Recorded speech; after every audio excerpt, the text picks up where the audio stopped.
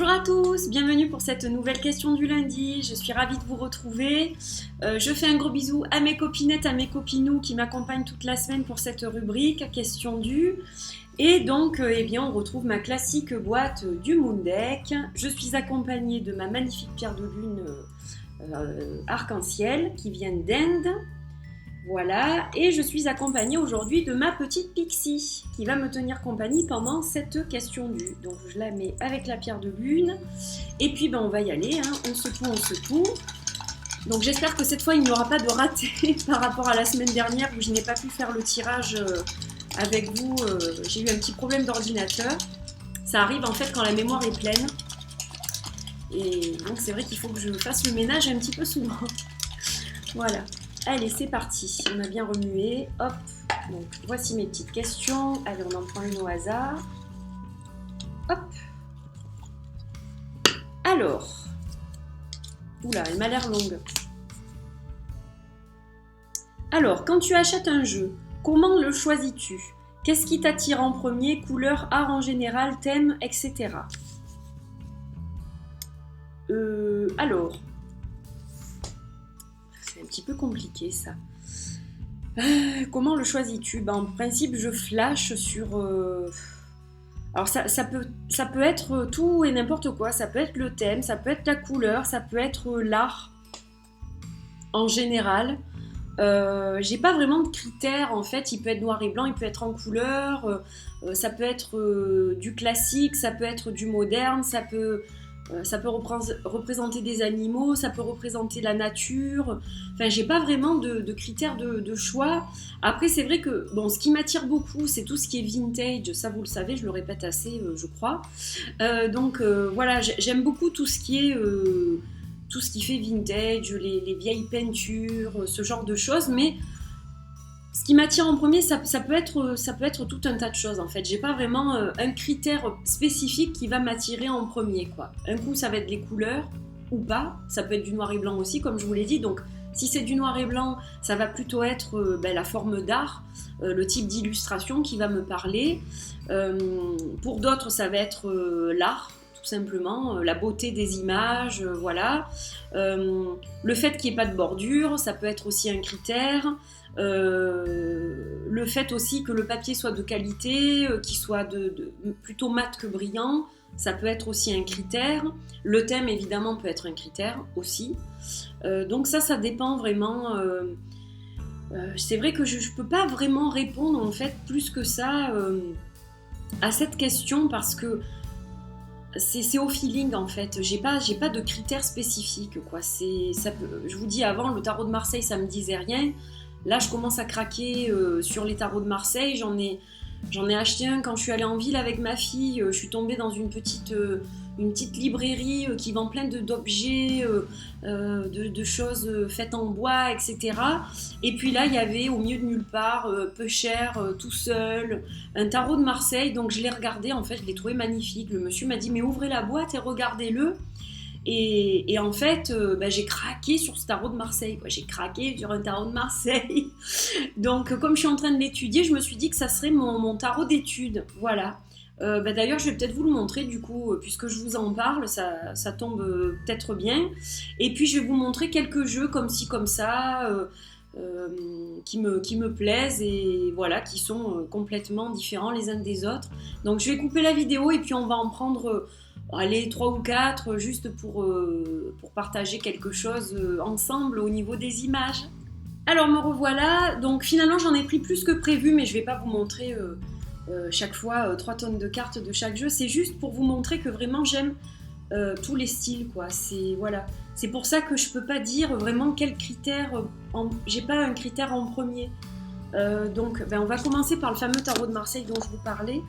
Donc en fait c'est un tarot de Marseille qui a été publié par Piatnik au départ en 84 et qui a été ensuite réédité en 2006. Voilà, c'est celui-là, tarot de Marseille. Alors je vais vous montrer quelques cartes. Donc en fait, qu'est-ce que j'aime dans ce tarot de Marseille? Pourquoi j'ai craqué? Déjà, j'ai beaucoup aimé le dos. Alors je sais pas si vous allez le voir avec la lumière, mais en fait c'est un dos qui est un petit peu beige et bleu. Donc voilà, j'ai beaucoup aimé en fait le dos de ces cartes. Et ce que j'aime en fait, c'est qu'il fait vraiment ancien. Voilà, les illustrations sont les illustrations d'origine. C'est une copie en fait du tarot d'origine. Et c'est ça qui m'a plu en fait. Ça fait vraiment vieux quoi. Alors là les coins sont arrondis, donc c'est pas pour me déplaire non plus, parce que j'aime pas trop quand c'est pointu par contre. Mais ceux que j'ai et qui ont les coins pointus, je les laisse tels quels. Là ils sont légèrement arrondis, voilà. Donc il est dans l'ordre pour le moment, parce que donc, je vous l'ai dit, il va me servir d'étude.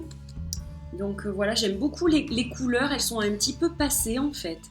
Et le fond des cartes est beige aussi.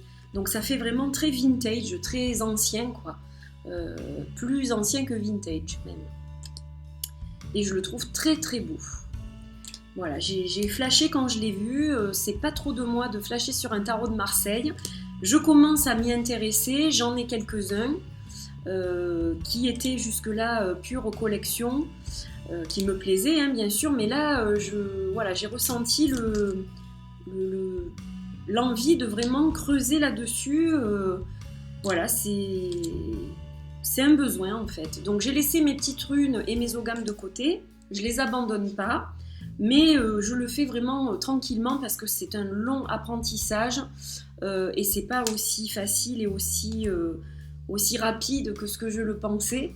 Donc je prends mon temps, ça prendra le temps qu'il faut, je pense que ça prendra des mois, voire des années pour bien maîtriser tout ça.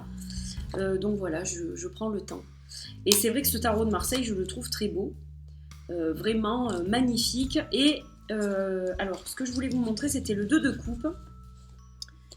Il est où ce 2 de coupe? Je crois pas que je vous l'ai montré. Voilà, en fait, sur le 2 de coupe, on a un petit peu des informations sur ce tarot. Et donc, vous voyez qu'ils ne l'ont pas écrit comme on l'écrit aujourd'hui. Donc, tarot fin fait par Ignace Krebs de Fribourg en Brisgau.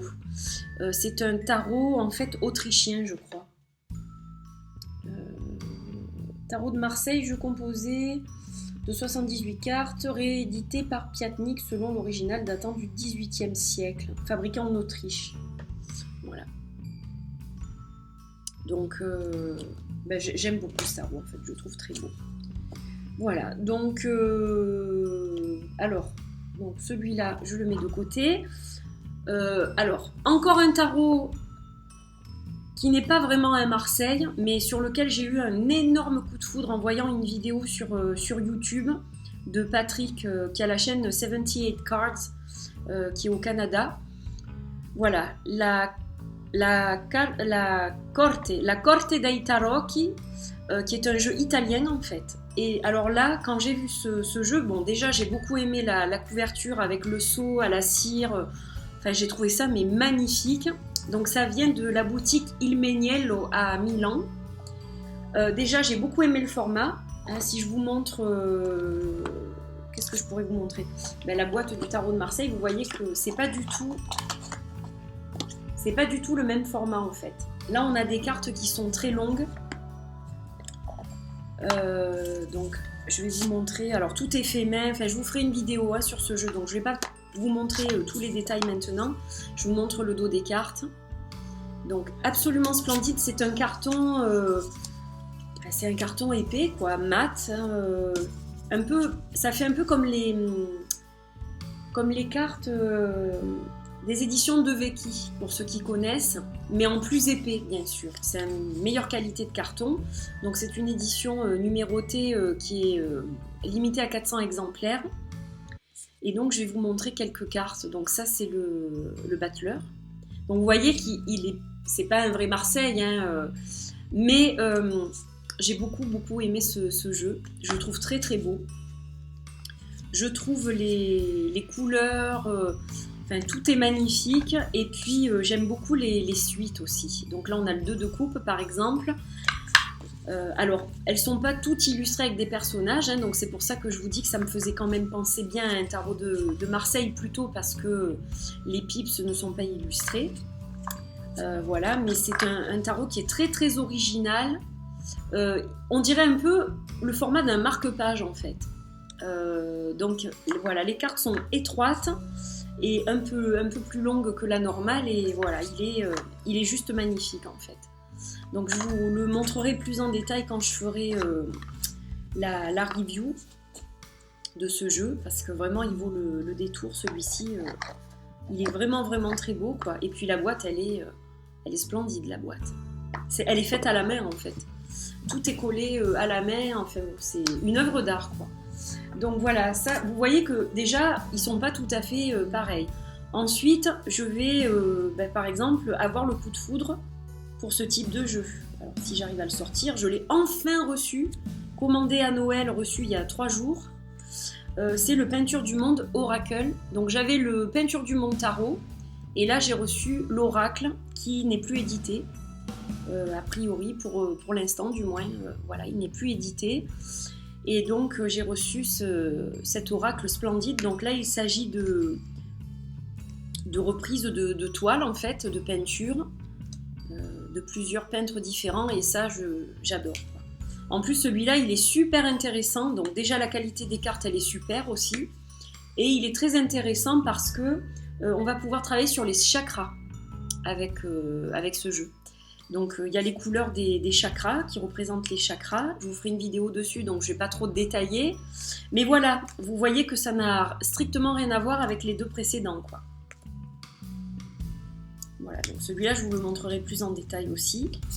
Je ne sais pas quand, mais ça viendra. Hop, donc je le rangerai après. Ensuite, bon, je vous montre vite fait. Voilà, là, ça a encore rien à voir. Donc, on retrouve le côté vintage, mais bon, là, on a des illustrations complètement différentes de ce que je viens de vous montrer, quoi. Donc là, il s'agit de The Oracle of Oddities, que j'adore, de Claire Goodchild. Voilà, et bon, ben voilà, c'est pareil, hein, c'est encore un jeu différent, ça c'est la boîte, complètement différent.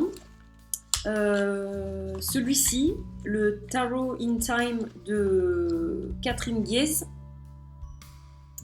donc c'est pareil, hein, celui-là, il est encore complètement différent. C'est un jeu que j'adore, mais voilà quoi, il est encore complètement différent de ce que je viens de vous montrer, quoi. Voilà. Comme je vous le disais, j'aime aussi donc tout ce qui est en couleur, mais tout ce qui est en noir et blanc. Donc là, je vais vous montrer quelques cartes du Vibrant Spirit Tarot. Donc magnifique, évidemment, un jeu noir et blanc de toute beauté. Il n'y a que la qualité qui pêche. Là, par contre, la qualité, elle n'est pas terrible. Mais bon, la beauté des images et l'énergie du jeu prend le pas dessus. Voilà, c'est pas toujours le cas. J'ai un jeu de même qualité qui est le... je vais trouver le nom. Ah, flûte alors. Ouh, bah ça me vient pas. Je vous marquerai le nom dessous. Ouais, je sais plus. Donc la qualité est identique, mais l'autre, je n'arrive pas du tout à m'en servir, en fait. Voilà, comme quoi... Et pourtant, il est beau. Mais j'ai du mal. Donc voilà un autre exemple d'un jeu complètement différent. L'Oracle des Rebelles Sacrés que m'a offert ma petite Letty de la chaîne Tulsa Oracle. Donc là c'est pareil, c'est un jeu qui est encore différent, avec des illustrations différentes. Donc là on est sur de la mass market. C'est vrai que tout ce que je vous ai montré, hormis le premier tarot de Marseille, c'est de l'auto-publié. Donc c'est vrai que le critère peut-être principal, c'est un jeu auto-publié. À la rigueur, oui, c'est vrai que je préfère les jeux auto-publiés, mais je suis aussi très férue de ce type de jeu avec des illustrations à tomber par terre, quoi. Voilà, donc là c'est un jeu de mass market qui est magnifique, absolument magnifique. Je l'adore d'ailleurs depuis que je l'ai reçu. Je fais une méditation au quotidien avec une carte et il est juste super, quoi. Juste super. Je me dis, je ne comprends pas que je ne l'ai pas acheté avant. Mais bon, bah, c'est parce qu'il devait m'être offert sûrement par ma copinette, hein. C'est comme ça. Voilà, donc là encore autre chose de très différent de ce que je vous ai montré. Et pour terminer, donc encore un jeu de mass market qui est le Good Tarot de Colette Baron-Reid. Alors celui-là, je l'attendais avec impatience, donc il est magnifique, hein. Pour un jeu de mass market, il est très beau. On a un joli livret qui accompagne. Voilà, donc je vais vous montrer le dos. Donc, juste splendide, on dirait un dos de vieux grimoire, j'adore. Et donc moi ce que j'ai fait, c'est que je ne pouvais pas le laisser comme il était. Il est arrivé avec les tranches blanches. Voilà, parce qu'en fait, pour la petite histoire, Hay House ne fait plus de dorure ou d'argenture au jeu que cette maison publie, parce qu'en fait il y a eu des problèmes d'allergie apparemment, et surtout donc la matière la peinture qui recouvrait ces tranches des cartes contenait des produits qui peuvent être toxiques, et donc les gens qui travaillent dans ces usines avaient des maladies respiratoires, etc. à cause de ce qui est contenu dans cette peinture. A priori sèche, elle n'est pas plus dangereuse que ça, hormis, je vous dis, quelques personnes qui ont fait des réactions. Mais donc c'est pour ça que Hay House a décidé de ne plus utiliser de peinture pour dorer les tranches des cartes. Et donc voilà pourquoi celui-ci était arrivé non doré. Et donc moi je l'ai doré avec un tampon en fait. Donc j'adore le résultat, il est, je sais pas si ça se voit bien à la caméra, mais le résultat il est super quoi. C'est du vrai doré. Là je pense que vous le voyez mieux. C'est du vrai doré, et j'ai fait ça avec un tampon. J'ai fait ça avec ce tampon là. Et c'est super. J'ai jamais eu un rendu comme ça en fait au niveau de dorure pour des cartes. Donc il faut prendre le temps de le faire. Par contre, on doit essuyer des fois. J'avais pris du sopalin pour essuyer un petit peu si je faisais des bavures. Mais comme ce sont des cartes qui brillent et ça glisse facilement, donc on les tâche pas. Il n'y a pas de souci. Et le rendu est juste magnifique. Maintenant, voilà, il est superbe. Et donc celui-ci, donc pour vous montrer quand même quelques images, eh bien, je le trouve très beau. Dans son style. Alors il y a quelques petites choses qui ne me plaisent pas, comme par exemple les lunettes. J'aurais préféré que la personne, que le grand-père, que le magicien n'en ait pas. Mais il a un côté Père Noël, donc bon, finalement je m'y suis habituée en fait, assez rapidement. Voilà, là je l'avais remis dans l'ordre pour faire une vidéo, mais comme je ne sais pas quand je vais la faire, donc je vous montre quelques cartes vite fait. Ça c'est l'empereur. Voilà, il est très beau ce jeu, donc déjà il n'y a pas de bordure, donc j'adore. L'écriture est juste magnifique. Vous voyez que le numéro de la carte se balade. Par exemple, là il est en bas. Là il va être en haut au milieu. Là il va être sur le côté, en haut. Donc voilà, là c'est de l'autre côté. Ça me dérange pas. Il y a des gens qui n'aiment pas ça. Moi j'ai trouvé ça plutôt original en fait. Donc voilà. On va passer un petit peu aux suites pour vous en montrer quelques images. Voilà, il est splendide, hein, rien à dire. Au niveau artistique, je le trouve très beau. Et c'est donc la même personne qui a illustré The Wisdom of the Oracle, la sagesse de l'oracle en français. Voilà, entre autres, ainsi que la carte, The Map, et puis d'autres jeux de Colette Baronry. Voilà, magnifique. Magnifique, elle est une petite dernière. Hop. Voilà, donc comme vous le voyez, tous les jeux que je vous ai montrés ont des styles complètement différents. Donc j'aime toute forme d'art, les couleurs, le noir et blanc, Tarot de Marseille, Tarot Rider-Waite, les oracles. Je vous ai pas montré le normand, mais c'est pareil, j'aime aussi les Lenormand. Donc voilà, alors le critère peut-être premier, c'est plus maintenant, moins de mass market et plus de jeux auto-publiés, parce que j'aime bien retrouver l'énergie des artistes qui ont vraiment mis la sueur de leur front dans le jeu, quoi. Voilà, ce que je retrouve moins dans la mass market, bien sûr, malgré que ce soit des artistes qui fassent ce type de travail. Mais c'est un petit peu différent, quoi, voilà. Donc voilà, je crois que j'ai répondu. C'est une énorme question du lundi, je n'en fais jamais d'aussi longue. Donc j'espère que vous avez apprécié, et je vous retrouve lundi prochain pour une nouvelle question. Portez-vous bien, je vous embrasse très fort et très belle semaine. Bye bye.